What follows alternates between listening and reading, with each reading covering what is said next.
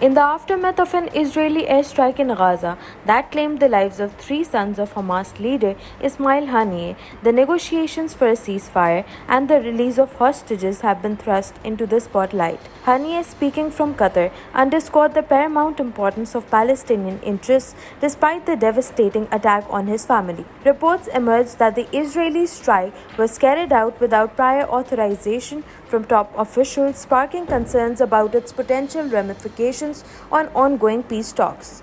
Families of hostages expressed cautious optimism but feared that the attack may complicate negotiations, urging Hamas to maintain flexibility in its demands. The United States increased pressure on Israel to reassess its military tactics, particularly in light of mounting civilian casualties.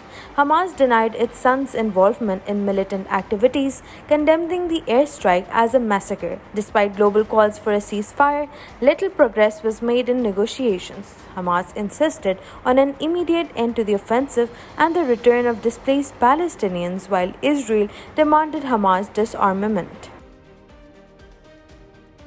Following a disturbing incident in Bawalnagar, Pakistan, where videos surfaced showing illicit assaults by army officers on policemen, the military's media affairs wing announced a joint inquiry to ascertain facts and assigned responsibility. The videos depicting officers forcing police personnel to kneel and showing individuals with injuries sparked outrage on social media. Some speculated the incident stemmed from the police seizing an illegal weapon from a soldier's relative. However, the authenticity of the videos could not be independently verified. The Punjab police denounced the incident as fake propaganda, stating it was exaggerated and taken out of context. In response, the Inter-Services Public Relations addressed the incident, emphasizing prompt resolution through collaborative efforts between military and police authorities. The ISPR condemned attempts to exploit the incident for divisive purposes and announced a joint inquiry to ensure a fair investigation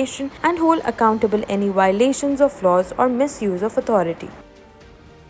Amid rising tensions in the South China Sea, Beijing criticized the United States, Japan, and the Philippines after a trilateral meeting in Washington. US President Joe Biden pledged to defend the Philippines from any attack in the disputed region. A joint statement from the Trio of Nations voiced serious concern over Beijing's actions, labeling them as dangerous and aggressive. Beijing claims almost all of the South China Sea, disregarding competing claims from Southeast Asian nations. China denounced the summit, opposing bloc politics and any behavior that harms its strategic interests. The Foreign Ministry stressed China's lawful actions in the South China Sea and East China Sea. Biden reaffirmed the U.S. defense commitments to Japan and the Philippines, emphasizing ironclad support. The meeting underscored the alliance's role in maintaining peace and democracy in the Asia-Pacific region. Philippines President Ferdinand Marcos and Japanese Prime Minister Fumio Kishida echoed the commitment to the rules-based international order.